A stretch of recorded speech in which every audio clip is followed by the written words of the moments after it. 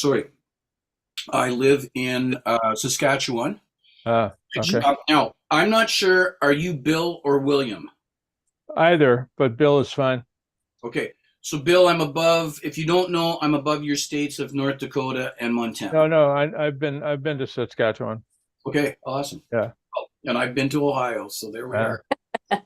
Okay, let me make a brief introduction here for the future video viewers, which is today in Ulysses, we are going to begin in the Ithaca chapter. Oh, that's And we'll probably be doing this for a good number of times, at least twice and maybe three times we'll be in Ithaca before we get to the ultimate chapter, which is Penelope.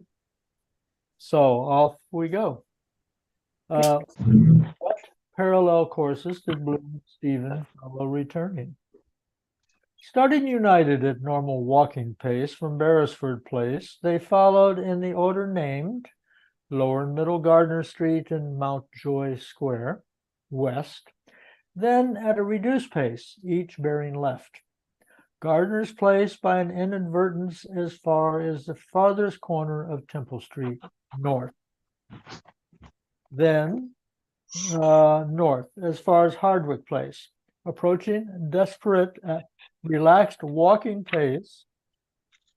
They crossed both the circus before George's Church diametrically, the chord in any circle being less than the arc which it subtends. What did the duumvirate deliberate doing during their itinerary? Music, okay. literature, Ireland, Dublin, Paris, friendship, woman, prostitution, diet, the influence of gaslight or the light of arc and glow lamps on the growth of adjoining heliotropic trees, exposed corporation emergency dust buckets, the Roman Catholic Church, ecclesiastical celibacy, the Irish nation, Jesuit education, careers, the study of medicine, the past day, the maleficent influence of the pre-Sabbath Stephen's collapse. Next, please. Excuse me. Did Bloom discover common factors of similarity between their respective like and unlike reactions to experience?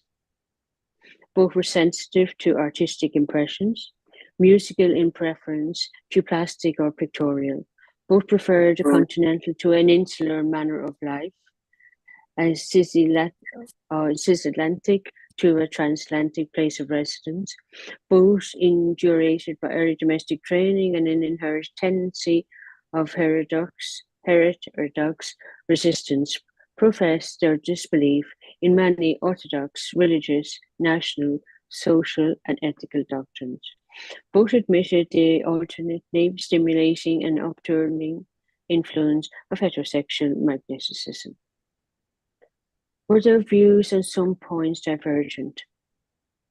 Stephen dissented openly from Bloom's views on the importance of dietary and civic self-help, while Bloom dissected tactically from Stephen's views on the eternal affirmation of the spirit of man in literature.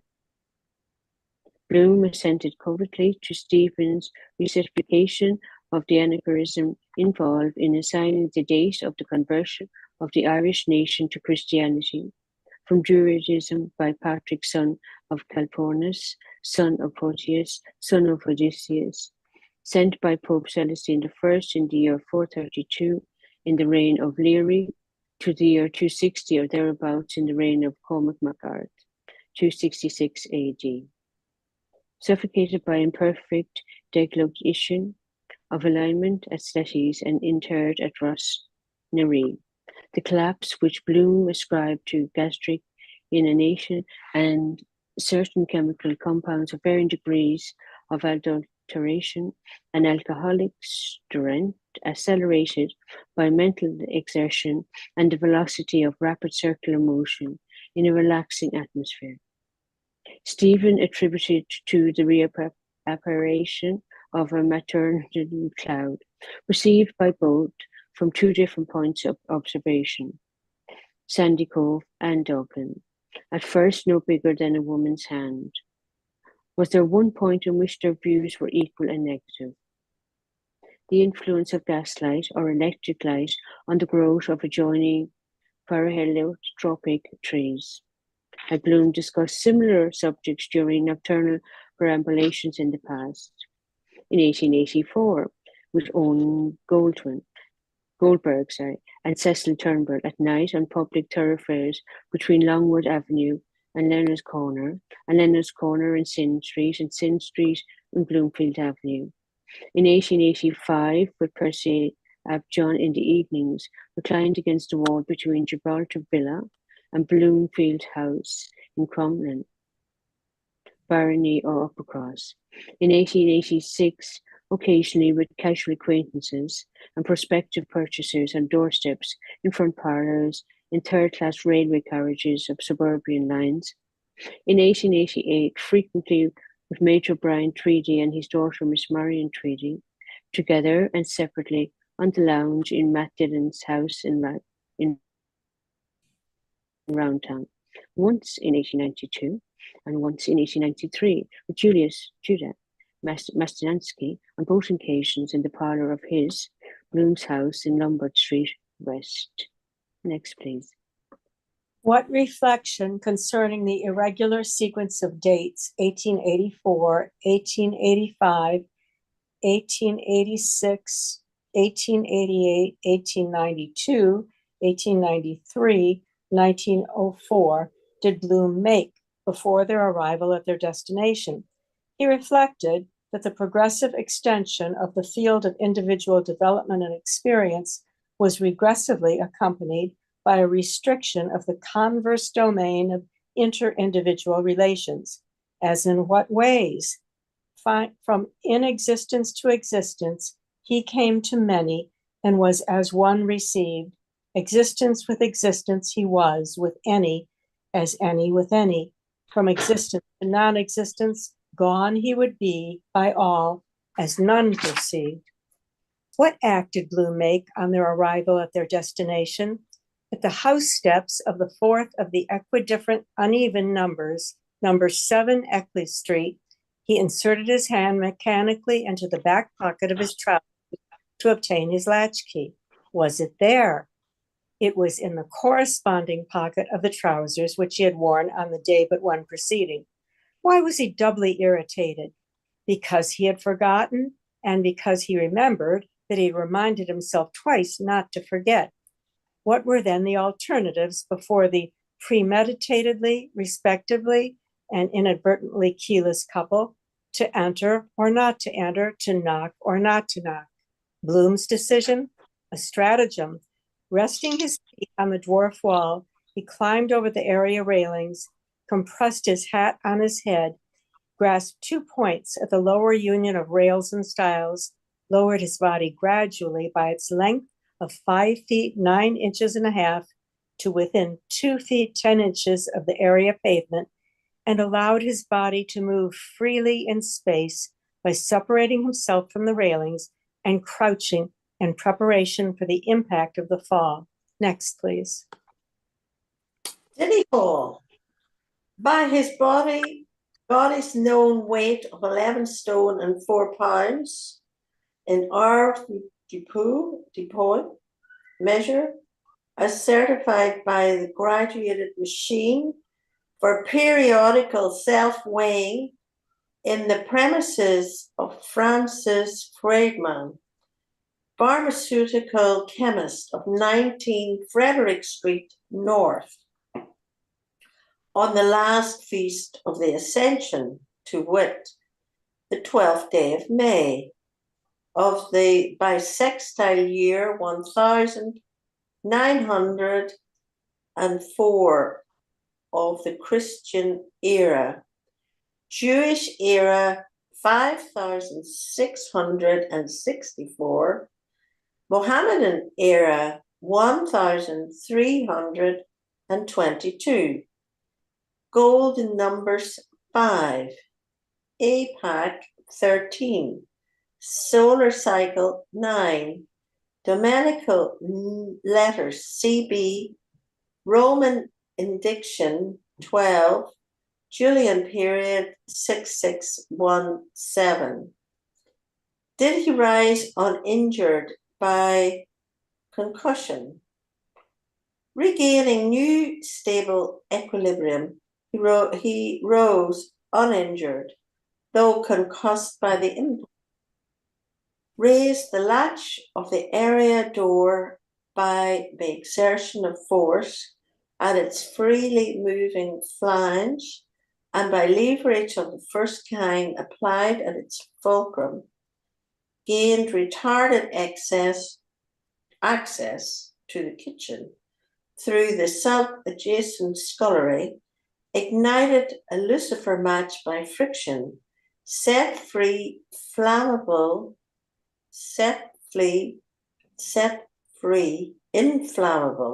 whole gas by turning on the vent cock, lit a high flame which, by regulating, he reduced to quiescent, candescent, and lit finally a portable candle. What discrete succession of images did Stephen meanwhile perceive? Reclined against the area railings, he perceived through the transparent kitchen panes a man regulating a gas flame of 14 cp, a man lighting a candle of 1 cp, a man removing in turn each of his 2 boots, a man leaving the kitchen holding a candle. Did the man reappear elsewhere next? After a lapse of 4 minutes, the glimmer of his candle was discernible through the semi-transparent semicircular glass fanlight over the half door. The hall door turned gradually on its hinges. In the open space of the doorway, the man reappeared without his hat, with his candle. Did Stephen obey his sign? Yes. Entering softly, he helped to close and chain the door and followed softly along the hallway, the man's back and listed feet and lighted candle, past a lighted crevice of doorway on the left, and carefully down a turning staircase of more than 5 steps into the kitchen of Bloom's house. What did Bloom do? He extinguished the candle by a sharp expiration of breath upon its flame, drew 2 spoon-seat deal chairs to the hearthstone, one for Stephen with its back to the area window, the other for himself when necessary, knelt on one knee, composed in the grate a pyre of cross-laid rosin-tipped sticks and various colored papers, and irregular polygons of best Abram coal at 21 shillings a ton, from the yard of Messrs. Flower and MacDonald of 14 Dollier Street, kindled it at 3 projecting points of paper with 1 ignited lucifer match, thereby releasing the potential energy contained in the fuel by allowing its carbon and hydrogen elements to enter into free union with the oxygen of the air. Of what similar apparitions did Stephen think? Of others elsewhere and other times who, kneeling on 1 knee or on 2, had kindled fires for him, of Brother Michael in the infirmary of the College of the Society of Jesus at Clongowes Wood, Sallins in the county of Kildare, of his father, Simon Dedalus, in an unfurnished room of his first residence in Dublin, number 13 Fitzgibbon Street, of his godmother, Miss Kate Morkan, in the house of her dying sister, Miss Julia Morkan, at 15 Usher's Island, of his mother Mary, wife of Simon Dedalus, in the kitchen of number 12 North Richmond Street, on the morning of the feast of St. Francis Xavier, 1898, of the Dean of Studies, Father Butt, in the Physics Theatre of University College, 16 Stevens Green North, of his sister Delia, in his father's house in Cabra. What did Stephen see on raising his gaze to the height of a yard from the fire towards the opposite wall? Under a row of 5 coiled spring house bells, a curvilinear rope stretched between two holdfasts athwart across the recess beside the chimney pier, from which hung 4 small-sized square handkerchiefs, folded, unmatched, consecutively in adjacent rectangles, and 1 pair of ladies' gray hose with lisle suspender tops and feet in their habitual position, clamped by 3 erect wooden pegs, 2 at their outer extremities and the 3rd at their point of junction. What did Bloom see on the range? On the right, smaller hob, a blue enameled saucepan. On the left, larger hob, a black iron kettle. What did Bloom do at the range? He removed the saucepan to the left hob, rose, and carried the iron kettle to the sink in order to tap the current by turning the faucet to let it flow. Next, please. Did it flow? Yes, from Roundwood Reservoir in County Wicklow of a cubic capacity of 2,400 million gallons, percolating through a subterranean aqueduct of filter mains of single and double pipage constructed at an initial planned cost of £5 per linear yard by way of the Dargle, Rathdown, Glen of the Downs and Callowhill to the 26-acre reservoir at Stillorgan, a distance of 22 statute miles, and thence through a system of relieving tanks by a gradient of 250 feet to the city boundary at Eustace Bridge, Upper Leeson Street, though from prolonged summer drought and daily supply of 12 half million gallons of water had fallen below the sill of the overflow weir, for which reason the borough surveyor and waterworks engineer, Mr. Spencer Harty, CE, on the instructions of the Waterworks Committee, had prohibited the use of municipal water for purposes other than those of consumption, envisaging the possibility of recourse being had to the importable water of the Grand and Royal Canals as in 1893.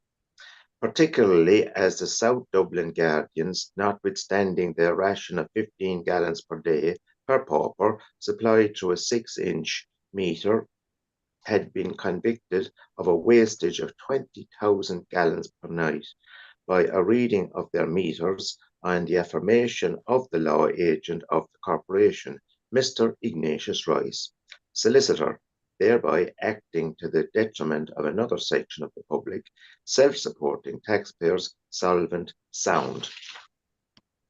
What in water did Bloom, water lover, drawer of water, water carrier returning to the range admire? Its universality, its democratic equality and constancy to its nature in seeking its own level, its vastness in the ocean of Mercator's projection, its unplumbed profundity in the Sundam trench of the Pacific exceeding 8,000 fathoms, the restlessness of its waves, and surface particles visiting in turn all points of its seabed, the independence of its units, the variability of states of sea, its hydrostatic quiescence in calm, its hydrokinetic turgidity in neap and spring tides, its subsidence after devastation, its sterility in the circumpolar ice caps, Arctic and Antarctic, its climatic and commercial significance, its preponderance of 3-to-1 over the dry land of the globe, its indisputable hegemony extending in square leagues over all the region below the sub-equatorial Tropic of Capricorn, the multi-sector stability of its primeval basin, its lutofluvius bed, its capacity to dissolve and hold in solution all soluble substance, including millions of tons of the most precious metals, its slow erosions of peninsulas and downward tending promontories, its alluvial deposits, its weight and volume and destiny, its importability in lagoons and highland tarns, its gradation of colours in the torrid and temperate and frigid zones, its vehicular ramifications in continental lake-contained streams and confluent ocean-flowing rivers with their tributaries and transoceanic currents, Gulf Stream, north and south, equatorial courses, its violence in seaquakes, waterspouts, artesian wells, eruptions, torrents, eddies, freshets, spats, groundswells, watersheds, water parting, geysers, cataracts, whirlpools, maelstorms, inundations, deluges, cloudbursts. Its vast circumterrestrial, a horizontal curve, its secrecy in springs and in latent humidity, revealed by a rhabdominic or hydrometric instrument and exemplified by the hole in the wall at Ashtown Gate. Saturation of air, distillation of dew, the simplicity of its composition, two constituent parts of hydrogen and one constituent part of oxygen. Its healing virtues, its buoyancy in the waters of the Dead Sea, its penetrativeness in runnels, gullies, inadequate dams, leaps on shipboards, its properties for cleansing, quenching thirst and fire, nourishing vegetation, its infallibility as paradigm and paragon, in metamorphosis as vapor, mist, cloud, rain, sleet, snow, hail.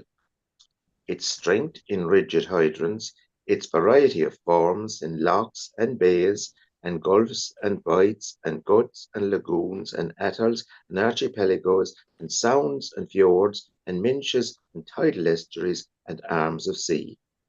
Its solidity of glaciers, icebergs, ice flows, its docility in working hydraulic mill wheels, turbines, dynamos, electric power stations, beachworks, tanneries, scut mills, its utility in canals, river, if navigable, floating and graving docks, its potentiality derivable from harness tides or watercourses falling from level to level, its submarine fauna and flora, and acoustic and photophobic, numerically, if not literally, the inhabitants of the globe, its ubiquity as constituting 90% of the human body, the noxiousness of its effluvia, its lacustrine marshes, pestilent fens, faded flower water, stagnant pools in the waning moon. Next, please. Dave. Well done. All right. Yeah. Hard act to follow. He set the half-filled kettle on the now burning coals. Why did he return to the still-flowing tap?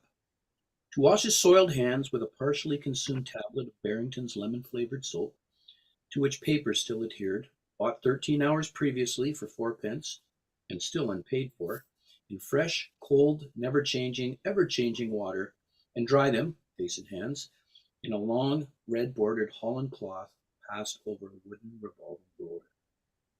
What reason did Stephen give for declining Bloom's offer? That he was a hydrophobe, hating partial contact by immersion or total by submersion in cold water, his last bath having taken place in the month of October of the preceding year, disliking the aqueous substances of glass and crystal, distrusting aquacities of thought and language. What impeded Bloom from giving Stephen counsels of hygiene and prophylactic, to which should be added suggestions concerning a preliminary wetting of the head, and contraction of the muscles with rapid splashing of the face and neck, and thoracic and epigastric region in case of sea or river bathing, the parts of the human anatomy most sensitive to cold being the nape, stomach, and thenar or sole of foot. The incompatibility of aquacity with the erratic originality of genius. What additional didactic counsels did he similarly repress? Dietary, concerning the respective percentage of protein and caloric energy in bacon, salt, ling, and butter, the absence of the former in the last named, and the abundance of the latter in the first named. Which seemed to the host to be the predominant qualities of his guest? confidence in himself, equal and opposite power of abandonment and recuperation. What concomitant phenomenon took place in the vessel of liquid by the agency of fire? The phenomenon of ebullition, fanned by a constant updraft of ventilation between the kitchen and the chimney flue, ignition was communicated from the faggots of pre-combustible fuel to the polyhedral masses of bituminous coal, containing in compressed mineral form the foliated fossilized decidua of primeval forests, which had in turn derived their vegetative existence from the sun, primal source of heat, radiant, transmitted through the omnipresent luminiferous diathermous ether. Heat, convected, a mode of motion developed by such combustion, was constantly and increasingly conveyed from the source of calorification to the liquid contained in the vessel, being radiated through the uneven polished dark surface of the metal iron, in part reflected, in part absorbed, in part transmitted, gradually raising the temperature of the water from normal to boiling point. A rise in temperature expressible as the result of an expenditure of 72 thermal units needed to raise 1 pound of water from 50 degrees to 212 degrees Fahrenheit. Next reader, please. What announced the accomplishment of this rise in temperature? A double, falciform ejection of water vapor from under the kettle lid at both sides simultaneously. For what personal purpose could Bloom have applied the water so boiled? To shave himself. What advantages attended shaving by night? A softer beard, a softer brush if intentionally allowed to remain from shave to shave in its agglutinated lather, a softer skin if unexpectedly encountering female acquaintances in remote places at uncustomary hours, quiet reflections upon the course of the day, a cleaner sensation when awaking upon a fresher sleep, since matutidinal noises, premonitions, and perturbations, a clattering milk can, a postman's double knock, a paper read, reread while lathering, relathering the same spot, a shock and a shoot, with a thought of aught he sought through fraught with not, might cause a faster rate of shaving and a nick on which incision plaster with precision cut and humected and applied adhered, which was to be done. Why did the absence of light disturb him less than the presence of noise? Because of the surety of the sense of touch in his firm, full, masculine, feminine, passive, active hand. What quality did it, his hand, possess, but with what counteracting influence? The operative surgical quality, but that he was reluctant to shed human blood, even when the end justified the means, preferring, in their natural order, heliotherapy, psychophysiotherapeutics, osteopathic surgery. What lay under exposure on the lower, middle, and upper shelves of the kitchen dresser opened by Bloom?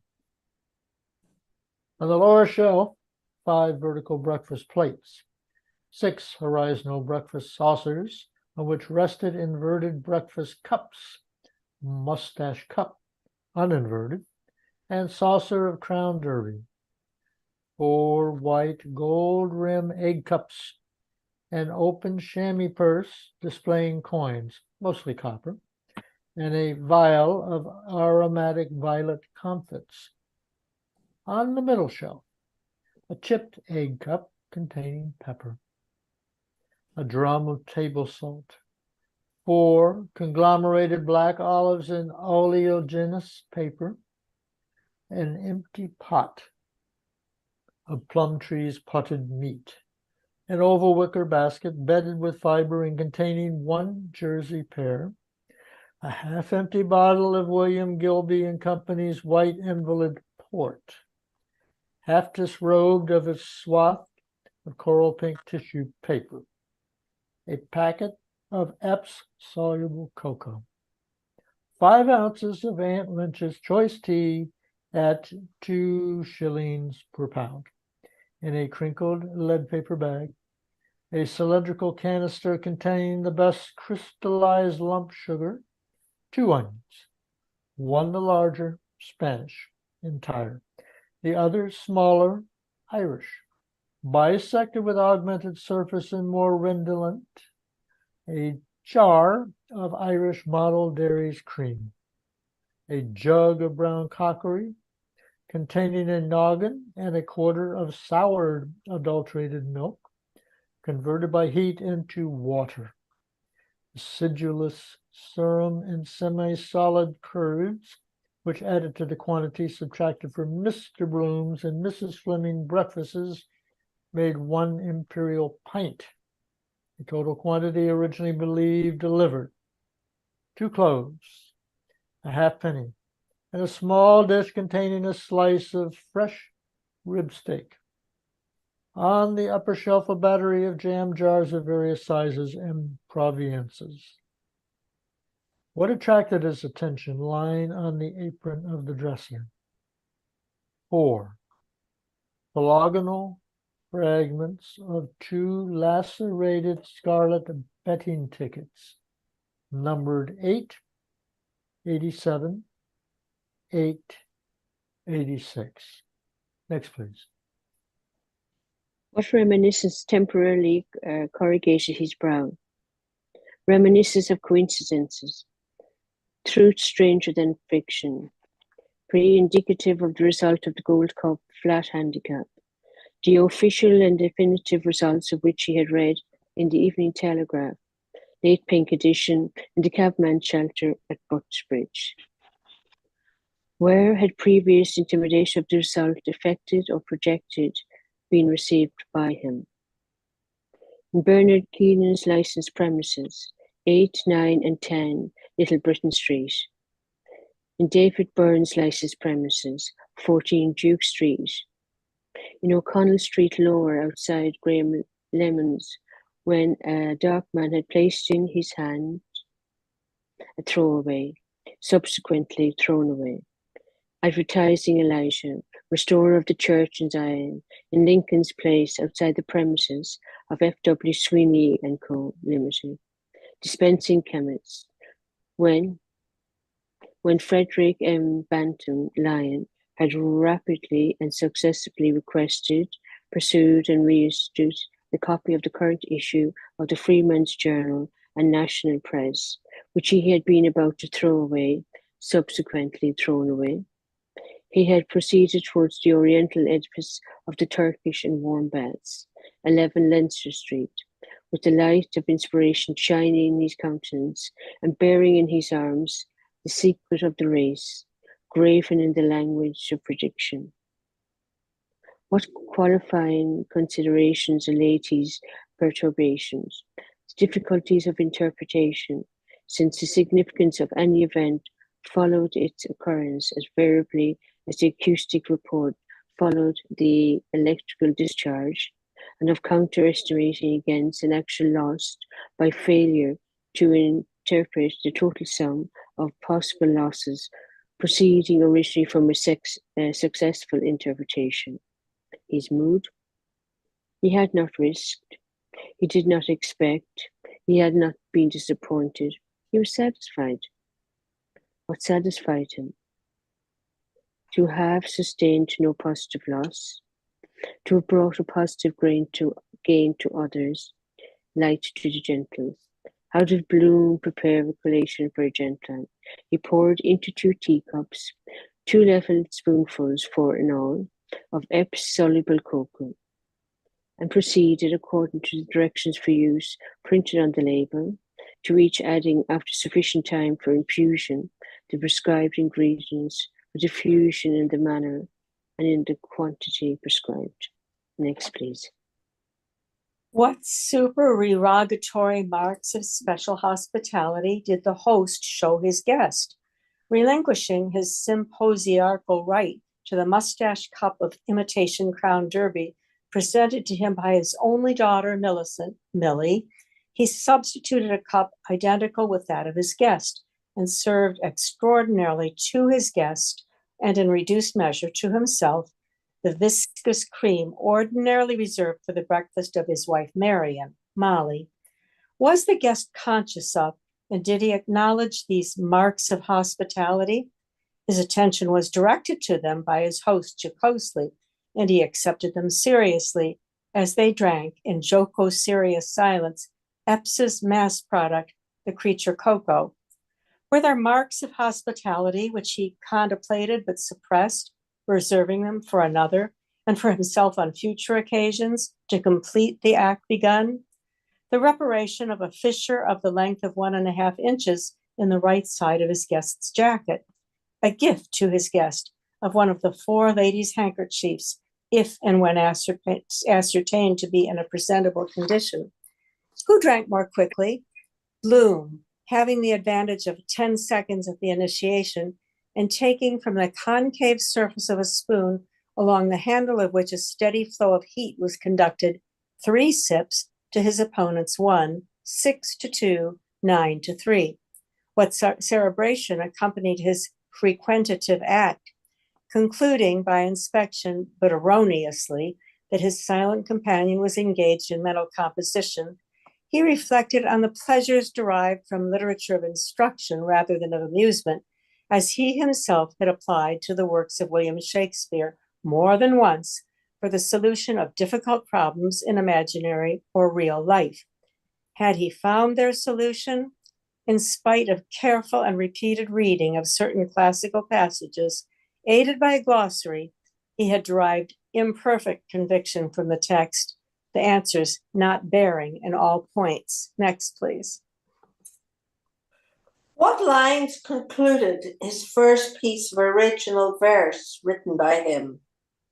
Potential poet at the age of 11 in 1877, on the occasion of the offering of 3 prizes of 10 shillings, 5 shillings, and 2 and 6, respectively, for competition by the Shamrock, a weekly newspaper. An ambition to squint at my verses in print makes me hope that for these you'll find room.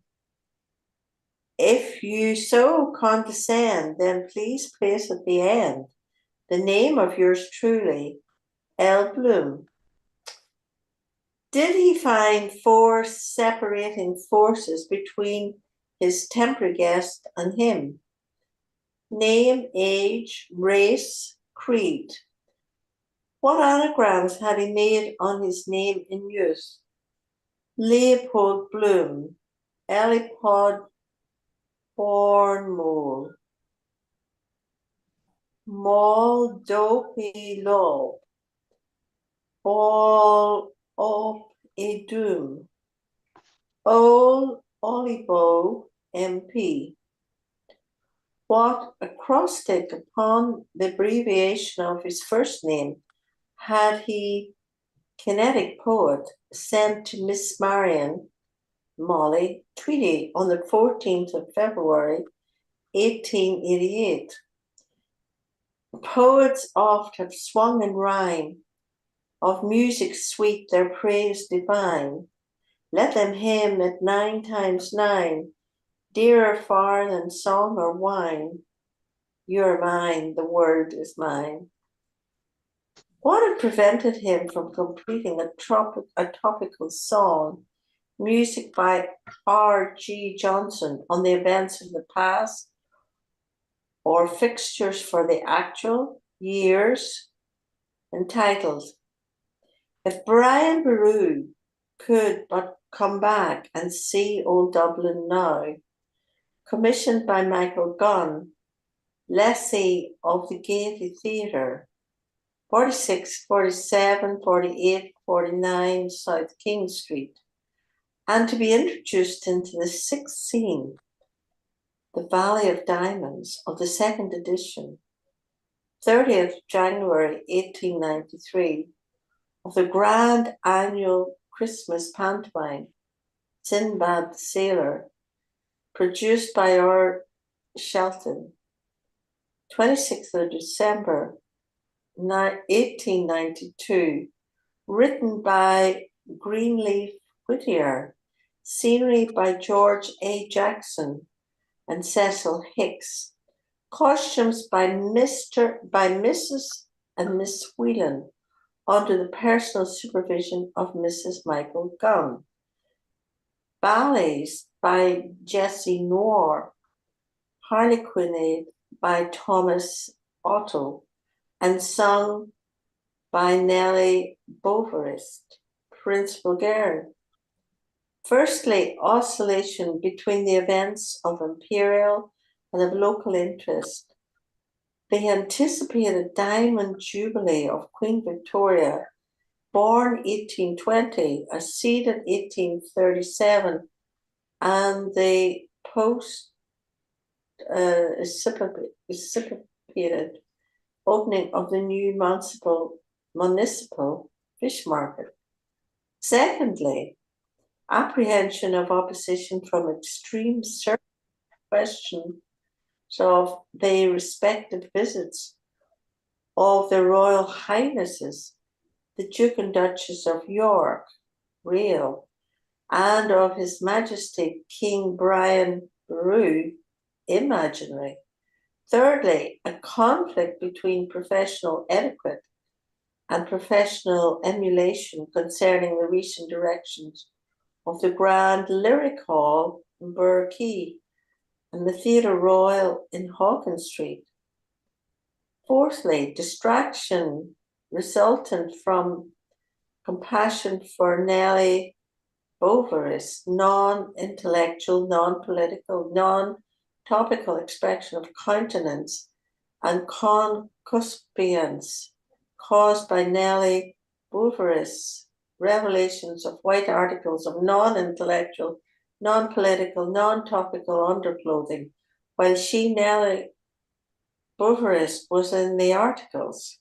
Fifthly, the difficulties of selection of appropriate music and humorous solutions from everybody's book of jokes, 1,000 pages, and a laugh everyone. Sixthly, the rhymes, homophonious and cacophonous, associated with the names of the new Lord Mayor, Daniel Tallon, the new High Sheriff, Thomas Pye, and the new Solicitor General, Dunbar Plunkett Barton. Next. What relation existed between their ages? 16 years before, in 1888, when Bloom was of Stephen's present age, Stephen was 6.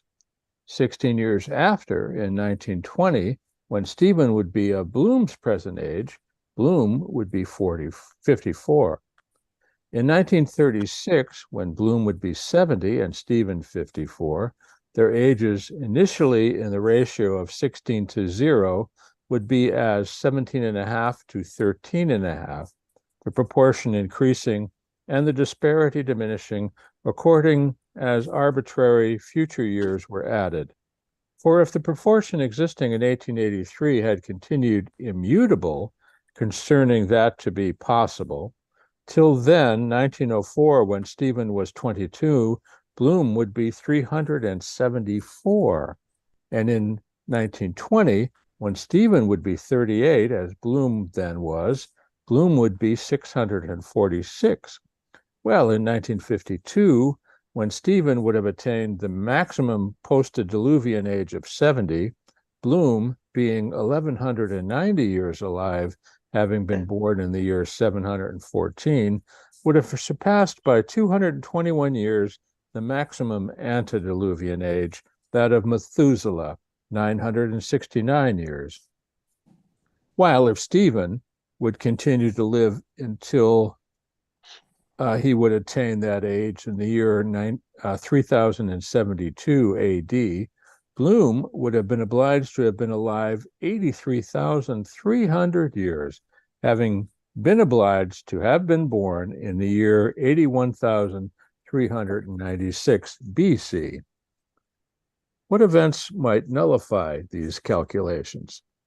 The cessation of existence of both or either, the inauguration of a new era or calendar, the annihilation of the world and consequent extermination of the human species, inevitable, but unpredictable. How many previous encounters proved their pre-existing acquaintance? 2. The first in the lilac garden of Matthew Dillon's house, Medina Villa, Kimmage Road, Roundtown, in 1887, in the company of Stephen's mother. Stephen being then of the age of 5 and reluctant to give his hand in salutation. The second, in the coffee room of Breslin's Hotel on a rainy Sunday in the January of 1892, in the company of Stephen's father and Stephen's granduncle, Stephen being 5 years older. Did Bloom accept the invitation to dinner given then by the son and afterwards seconded by the father? Very gratefully, with grateful appreciation, with sincere appreciative gratitude, in appreciatively grateful sincerity of regret, he declined. Did their conversation on the subject of these reminiscences reveal a third connecting link between them? Mrs. Reardon, a widow of independent means, had resided in the house of Stephen's parents from 1st September 1888 to 29th December 1891, and had also resided during the years 1892, 93, and 94 in the City Arms Hotel, owned by Elizabeth O'Dowd of 54 Precious Street, where, during parts of the years 1893 and 1894, she had been a constant informant of Bloom, who resided also in the same hotel, being at that time a clerk in the employment of Joseph Cuff of 5 Smithfield for their superintendence of sales in the adjacent Dublin Castle Market on the North Circular Road. Had he performed any special corporal work of mercy for her? He had sometimes propelled her on warm summer evenings, an infirm widow of independent, if limited means, in her convalescent bath chair with slow revolutions of its wheels, as far as the corner of the North Circular Road opposite Mr. Gavin Lowe's place of business, where she had remained for a certain time, scanning through his one-lensed binocular field glasses unrecognizable citizens on tram cars, roadster cycles equipped with inflated pneumatic tires, hackney carriages, tandems, private and hired landaus, dog carts, pony traps, and brakes, passing from the city to the Phoenix Park and vice versa. Next, please. Why could he then support that his vigil with the greater equanimity? Because in middle youth he had often sat observing through a rondel of bossed glass of a multicoloured pane the spectacle offered with continual changes of the thoroughfare without pedestrians, quadrupeds, velocipedes, vehicles passing slowly, quickly, evenly, round and round and round the rim of a round, precipitous globe. What distinct difference memories had each of her now 8 years deceased. The older, her best cards and counters, her Skye Terrier, her supposititious wealth, her lapses of responsiveness and incipient catarrhal deafness. The younger, her lamp of colza oil before the statue of the Immaculate Conception, her green and maroon brushes for Charles Stuart Parnell, and for Michael Davitt, her tissue papers. Were there no means still remaining to him to achieve the rejuvenation which these reminiscences divulged to a younger companion rendered the more desirable? The indoor exercises formerly intermittently practiced, subsequently abandoned, prescribed in Eugene Sandow's Physical Strength and How to Obtain It, which designed particularly for commercial men engaged in sedentary occupation, were to be made with mental concentration in front of a mirror so as to bring into play the various families of muscles and produce successfully a pleasant relaxation and the most pleasant repistination of juvenile agility. Had any special agility been his in earlier youth? Though ring weight lifting had been beyond his strength and the full circle gyration beyond his courage, yet as a high school scholar, he had excelled in his stable and protected execution of the half-lever movement of the parallel bars in consequence of his abnormally developed abdominal muscles. Did he either openly allude to their racial difference? Neither. What reduced to their simplest reciprocal form were Bloom's thoughts about Stephen's thoughts about Bloom and Bloom's thoughts about Stephen's thoughts about Bloom's thoughts about Stephen. He thought that he was a Jew, whereas he knew that he knew he was not. What did the enclosures of reticence mood were their respective parentages? Bloom, only born male, transubstantial heir of Rudolf Virage, subsequently Rudolf Bloom, of Szombathely, Vienna, Budapest, Milan, London, and Dublin, and of Ellen Higgins, second daughter of Julius Higgins, born Caroli, and Fanny Higgins, born Hegetry. Stephen, eldest surviving male, consubstantial heir of Simon Dedalus of Cork and Dublin, and Mary, daughter of Richard and Christina Goulding, born Greer. Had Bloom and Stephen been baptized, and where and by whom, cleric or layman? Bloom, 3 times, by the Reverend Mr. Gilmore Johnson, M.A., alone in the Protestant Church of St. Nicholas, without whom, by James O'Connor, Philip Gilligan, and James Fitzpatrick, together under a pump in the village of Swords, and by the Reverend Charles Malone, C.C., in the Church of the Three Patrons, Rathgar. Stephen, once, by the Reverend Charles Malone, C.C., alone, and in the Church of the Three Patrons, Rathgar. Did they find their educational career similar? Substituting Stephen for Bloom, Stoom could have passed successively through a dame school and the high school. Substituting Bloom for Stephen, Bloofen would have passed successfully through the preparatory, junior, middle, and senior grades of the intermediate and through the matriculation, first arts, second arts, and arts degree courses of the Royal University. Why did Bloom refrain from stating that he had frequented the University of Life? Because of his fluctuating incertitude as to whether this observation had or had not been already made by him to Stephen, or by Stevens to him. What 2 temperaments did the individual represent? The scientific, the artistic? What proofs did Bloom adduce to prove that his tendency was towards applied rather than towards pure science? Certain possible inventions of which he had cogitated when reclining in a state of supine repletion to aid digestion, stimulated by his appreciation of the importance of inventions now common but once revolutionary, for example, the aeronautic parachute, the reflecting telescope, the spiral corkscrew, the safety pin, the mineral water siphon, the canal lock with winch and sluice, the suction pump. Next, please, Dave. Were these inventions principally intended for an improved scheme of kindergarten? Yes, rendering obsolete pop guns, elastic air bladders, games of hazard, catapults.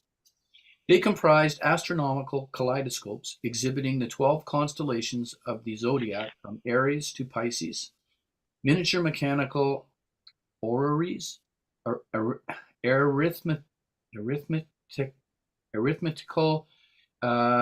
gelatin lozenges, geometrical to correspond with zoological biscuits, globe map playing balls, historically costumed dolls. What also stimulated his cogitations? The financial success achieved by Ephraim Marx and Charles A. James, the former by his 1 penny bazaar at 42 George's Street South, the latter at his 6.5 pound. Is D pound? Pence, I think. Pence, thank you. 6.5 pence shop and World's Fancy Fair and Waxwork Exhibition at 30 Henry Street. Admission 2 pence, children 1 pence, and the infinite possibilities hitherto unexploited of the modern art of advertisement, if condensed in trilateral mono-ideal symbols, vertically of maximum visibility, divined, horizontally of maximum legibility, deciphered, and of magnetizing efficacy to arrest involuntary attention, to interest, to convince, to decide, such as K11, Kino's 11 shilling. Yeah, shillings. Okay, thank you. Shilling trousers, House of Keys, Alexander J. Keys. Such as not. Look at this long candle. Calculate when it burns out, and you receive gratis 1 pair of our special non-compo boots, guaranteed 1 candle power. Address, Barclay and Cook, 18 Talbot Street. Basilical insect powder. Veribest boot blacking. Unwanted combined pocket 2-blade penknife with a corkscrew, nail file, and pipe cleaner. Such as never. What is home without Plumtree's potted meat? Incomplete. With it, an abode of bliss. Manufactured by George Plumtree, 23 Merchants Quay, Dublin. Put up in 4-ounce pots, inserted by Councillor Joseph P. Nanetti, MP, Rotunda Ward, 19 Hardwick Street, under the obituary notices and anniversaries of deceases. The name on the label is Plumtree. Plumtree in a meat pot, registered trademark.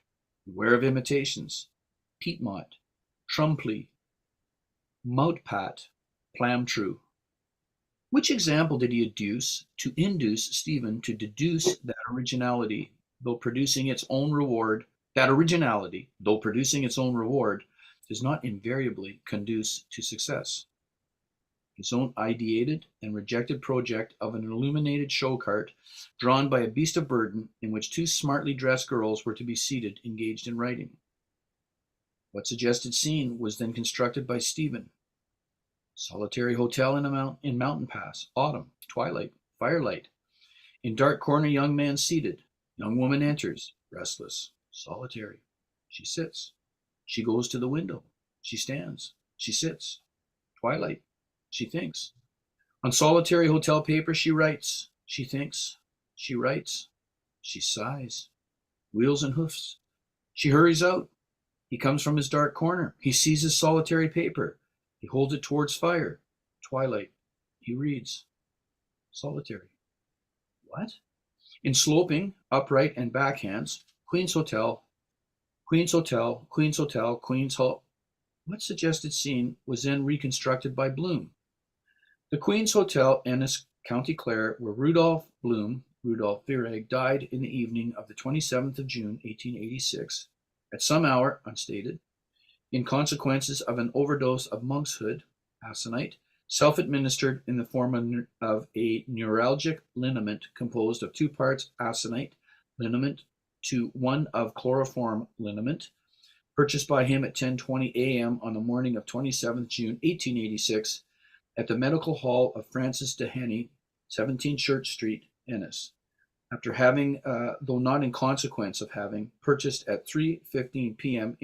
on the afternoon of the 27th of June, 1886, a new boater straw hat, extra smart, after having, though not in consequence of having, purchased at the hour, and in the place aforesaid, the toxin aforesaid, at the general drapery store of James Cullen, 4 Main Street, Ennis. Did he attribute this homonymity to information or coincidence or intuition? Coincidence. Next reader, please. Okay, I think this is a good place to stop. So we'll stop here for the day, and let me collect the various page numbers for the different editions we have.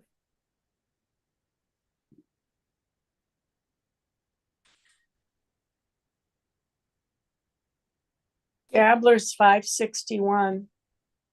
Gabler 561. Okay. Wordsworth 591. 591. Okay. Anybody have different edition than Gabler or Wordsworth? Dave, what edition are you reading? I've got the Gabler. Okay. All right. Well, I guess that's it. Sylvia, and you've got the Bodley Head, which is the same as Gabler, right? Yeah. Okay. All right.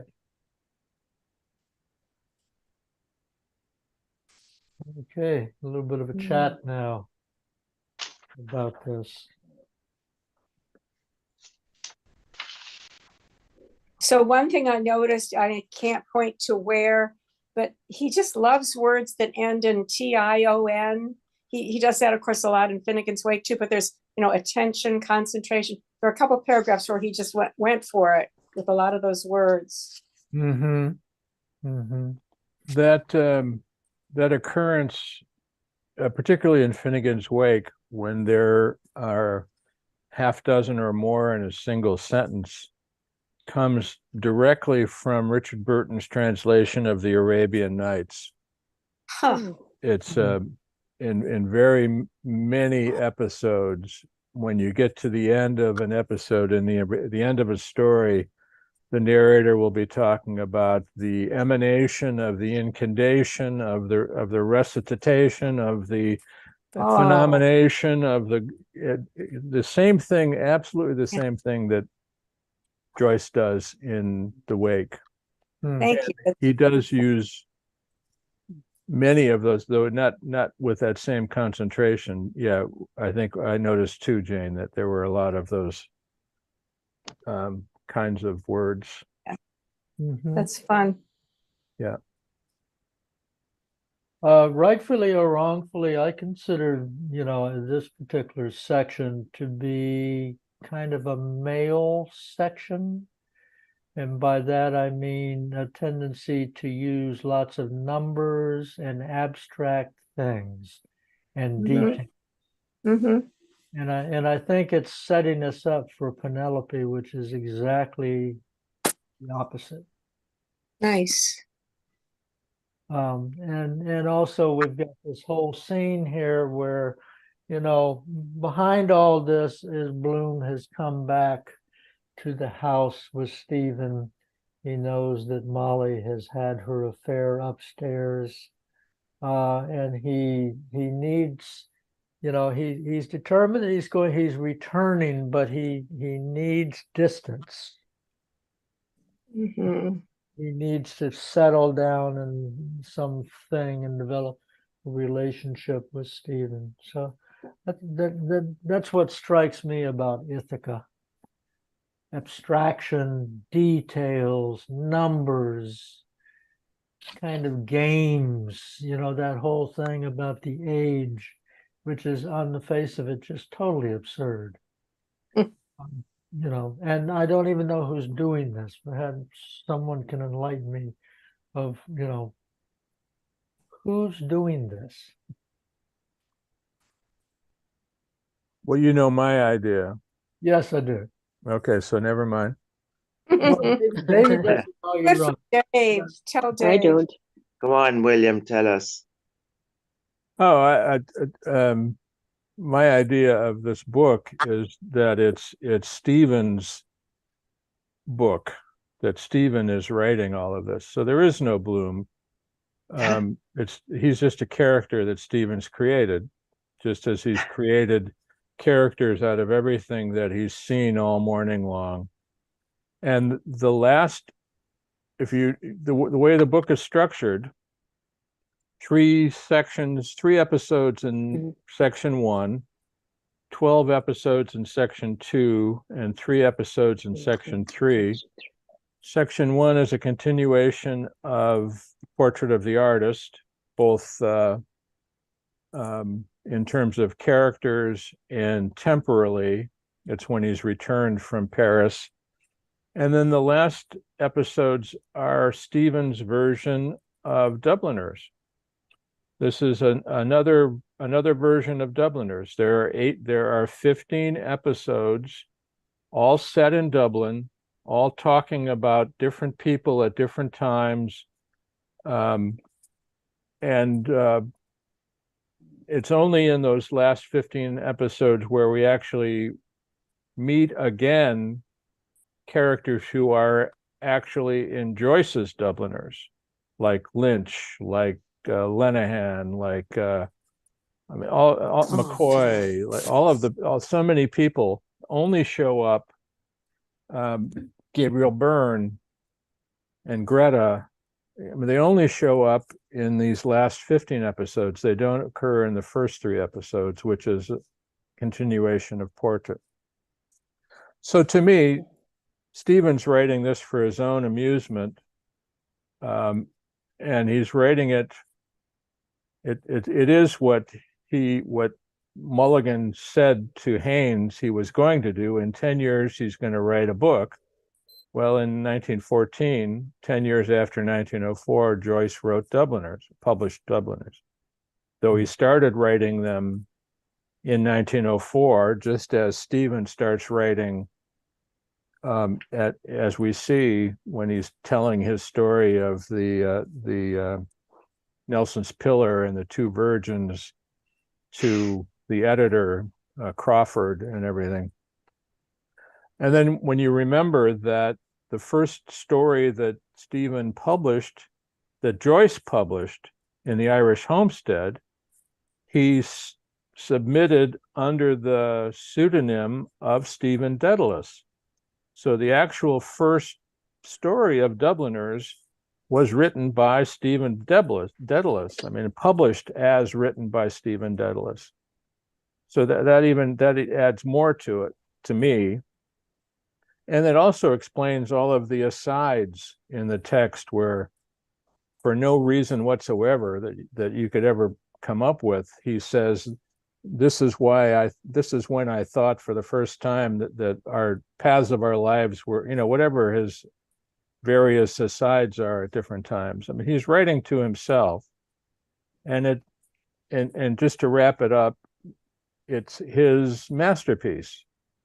So he's no longer a neophyte. He's no longer a young artist. He's a fully accomplished writer, capable of writing in every style, in every form, in every and doing it. He copies a variety of different texts, and this is the Catechism. It's catechistical, it's questions and answers. And so Stephen's rewriting, but he's writing a story within that form. And just as in Dubliners, the last story, The Dead, is really the gem and the story that foretells what Joyce is going to become, the story that, to me anyway, and to many, his best short story, really points to the author he's going to become. The last episode with Molly points to Finnegan's Wake, both in style and sometimes, and a bit in content as well, but primarily in style. His lack of punctuation, his point of view, the inner monologue, and all of that. Anyway, that's my theory. Okay, so And I'm sticking to it. Interesting take on it, William. Yeah. So the first story that he published under the name of Stephen Dedalus, this was in The Egoist, or no, it was published in the Irish Homestead in a Dublin newspaper. Just as he's telling Crawford is saying, I want you to write something for me. Well, he did write. He wrote, I think he published maybe 4 at least of Dubliners were originally published as stories for Irish newspapers. Oh, and okay. The first story, The Sisters, he published in the Irish Homestead, and it was signed Stephen Dedalus. It was that's the author was Stephen Dedalus. Wow. So Joyce created that character name. I mean, he borrowed it from portrait, obviously, but he's. I think it's another indication that this is what's going on here. That this is all happening in Stephen's mind. So, which also explains why Bloom knows things that Stephen knows, just the way an author can't write what he doesn't know. His characters can't know what he doesn't know. Mm-hmm.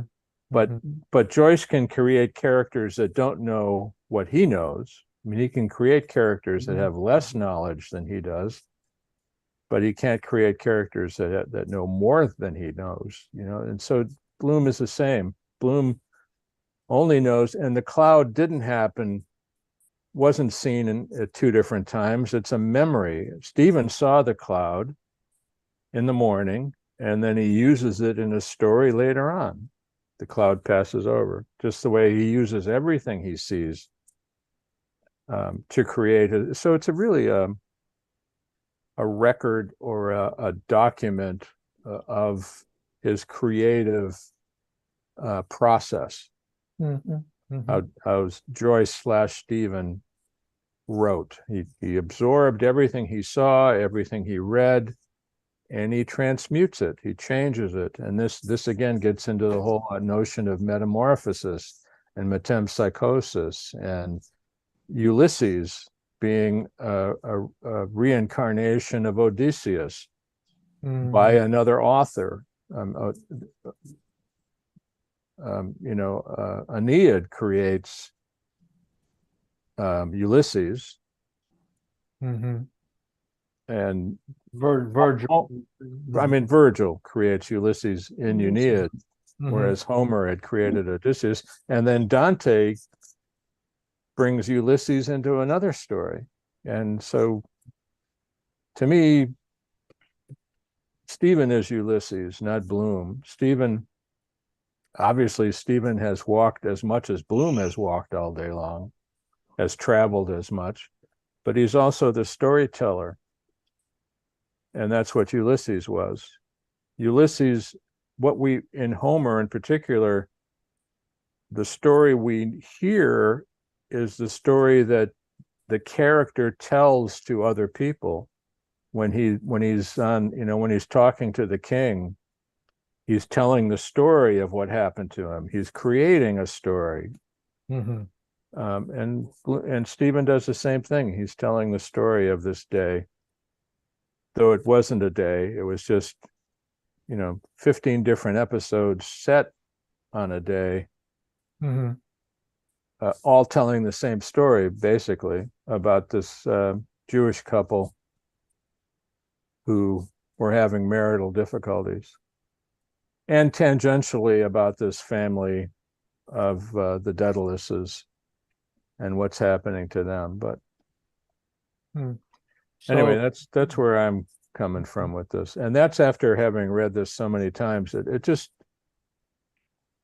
really came to me in the previous episode, when I was reading the previous episode in the cabman shelter. After maybe the 80th time I was reading the book, I realized, wait a minute, Bloom's not even there. Stephen's talking to himself. I mean, he's writing both parts. It just struck me that way. Though I couldn't point to any particular thing, but that's where. And then I started thinking more about it, and I think realized what Joyce was up to. So the Homeric references are still valid. They're still meaningful in some way, but they're not the point of the book. And I don't think Joyce ever intended them to be the point of the book. The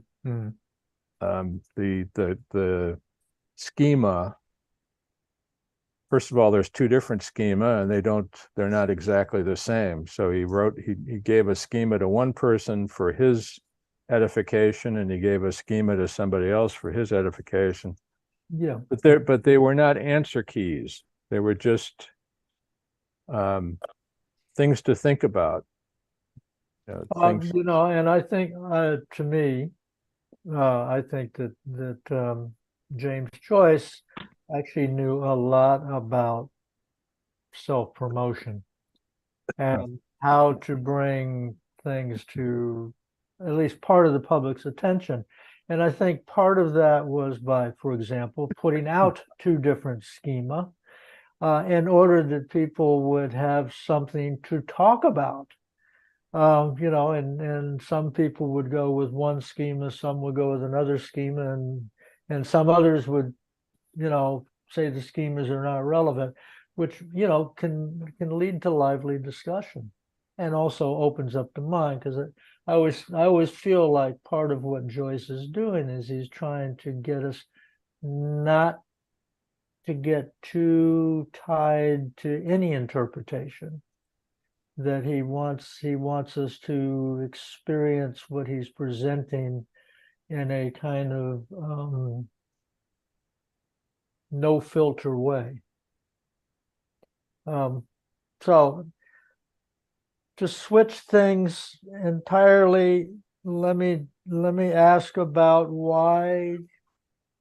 First of all, did you notice? And then, if you did notice, why do you think that that Rudolph Virag bought a new hat right before poisoning himself with aconite? Is that to be presentable? But it's a curious little detail. I'm looking at Wordsworth on page 590, where it goes down. It's given all these details of the day that Rudolph Bloom died. And then it goes in and describes that he got the aconite and he had the chloroform, that he went to this particular place. And then it says, having purchased at 3:15 p.m. on the afternoon of the 27th of June, 1886, a new boater straw hat, extra smart.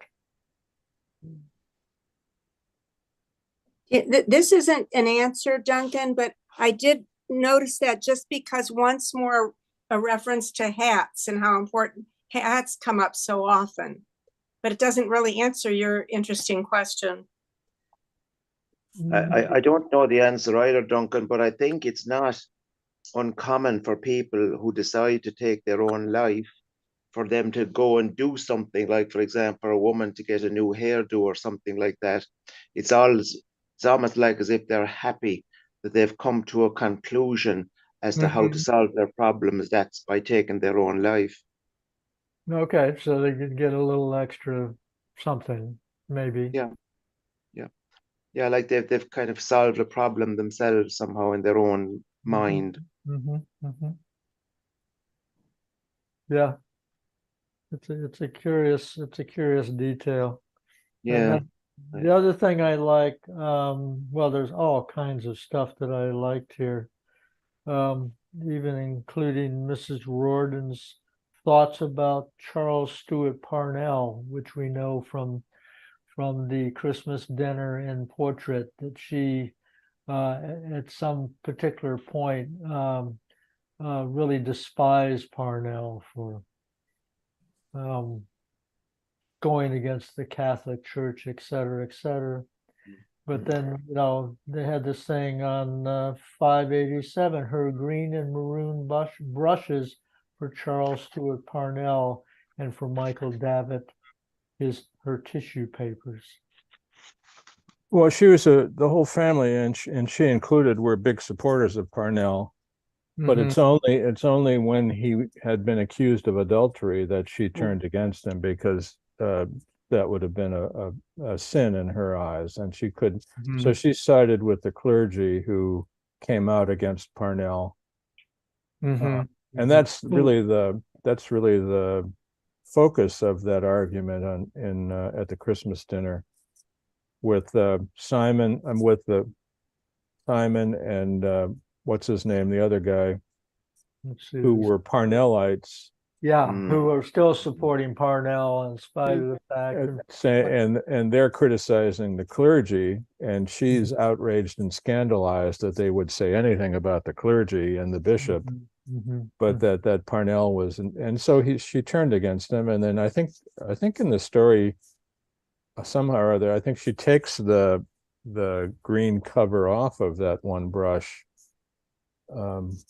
or does something to it, or she never uses them again. I can't remember what. Portrait of an artist? Are you referring to the portrait of an artist? Yeah. Oh, okay. Yeah, that's obviously a little detail that I missed entirely. But not surprised the way that Joyce has this tendency to weave all of his works together with little details here and there. Yeah. Yep.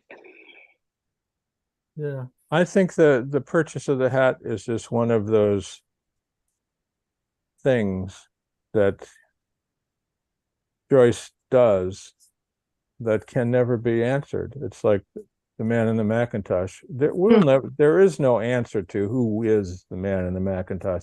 It's just a joke. There's no answer. I mean, there's no matter how many people, whatever gyrations people go through trying to prove that the man in the Macintosh is no, it's Blake. No, it's who, I don't know. They come up with every cockamamie idea, but there's no answer to it.